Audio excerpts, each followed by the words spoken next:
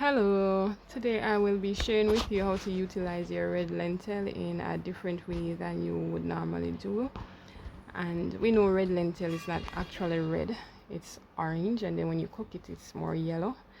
But here I have 1 cup of red lentil along with half cup of oats, and I soak it overnight. You can also soak it for at least a few hours, and that will cause it to triple, either double or triple in quantity. So I strain off the soaking water, and you can simply rinse it again if you wish. And here it is, much looking much more than when I soak in the dry form. And so what I'm going to do is add this to the blender. So we're going to blend the lentil and the oat together, and you don't have to use oats, but I prefer the texture with the oats than without. So you can choose, you can try it both ways, with or without the oats, and see which one you prefer. So I'm adding everything to the blender, and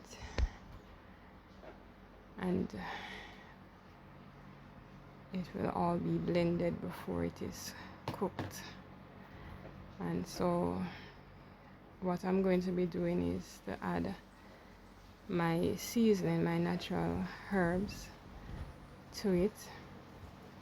And you can add your favorite herbs and the amount that you prefer. So here I have some basil with thyme and oregano, and I have some ground ground pimento rather. Right. So my basil, my oregano, my thyme, my pimento, and I'm adding some fresh scallion and fresh garlic.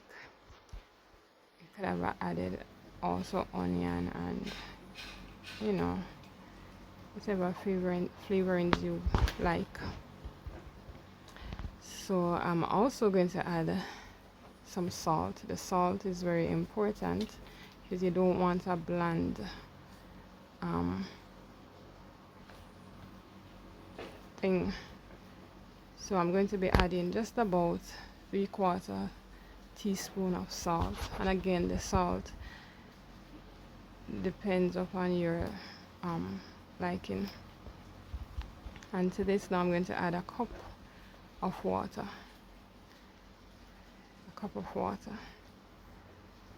And the exact measurements are not so crucial, it's more like just according to your preference. And so I'm just going to blend it until it is smooth. Right, you want a smooth texture. And what I'm going to do now is to strain it. Right, so here I have my straining cloth or mesh or net, and I'm going to strain, but I'm not going to strain all of it. I'm going to do 2 methods. Alright, so I'm going to strain a half of it, and then I'm going to reserve the next half. So with this method I'm doing the smooth one, so I'm removing all the fiber from it, and so this will be very smooth, so it will give you more like a tofu texture.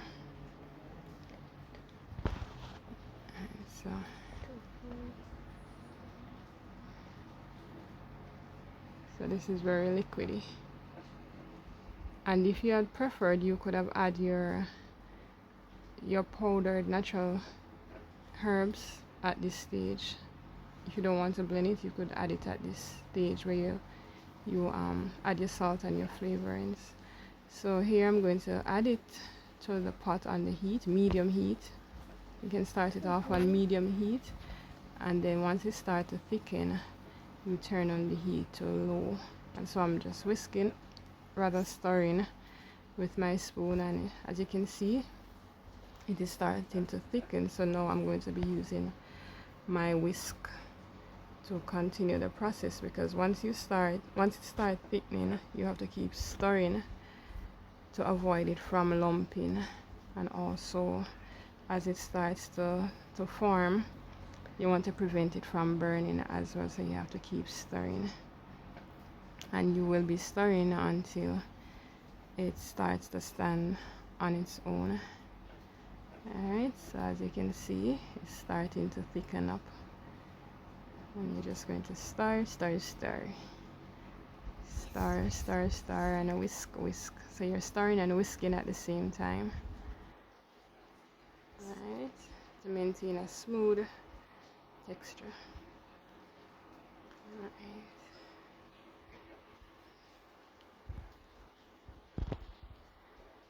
And it's not a hard or long process. You know, you store for about less than 10 minutes. It will be less than 10 minutes. Right, and the longer you keep it on, the thicker it gets, the firmer the texture will be of the end result. So if you want a softer texture, you can take it off at this point. If you want a firmer texture, then you can cook it a little longer. Alright, so as you can see, it's starting to stand.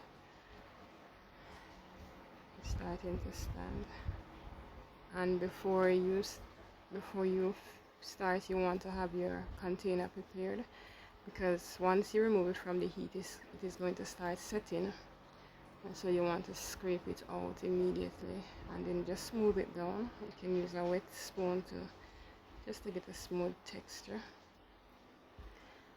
And this is the one that was not strained. So this one has a lot of fiber and less liquid, and I'm basically going to do the same thing of stirring and whisking until it's thickened, and then scrape it into another container for it to set or form.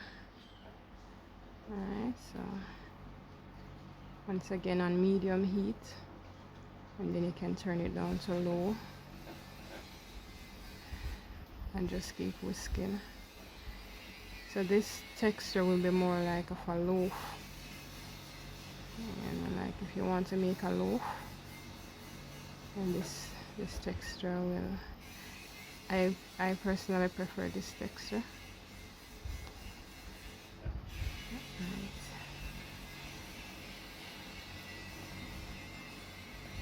Right, so I'm smoothing it down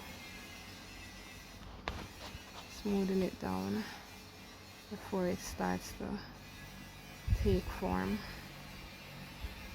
Alright,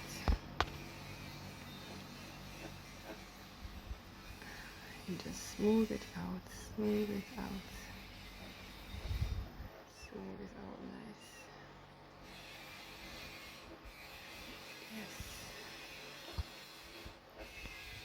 And so what I'm going to do next is to do another one, and this one I will not remove any of the juice or the fiber. I'm just going to use it as it is.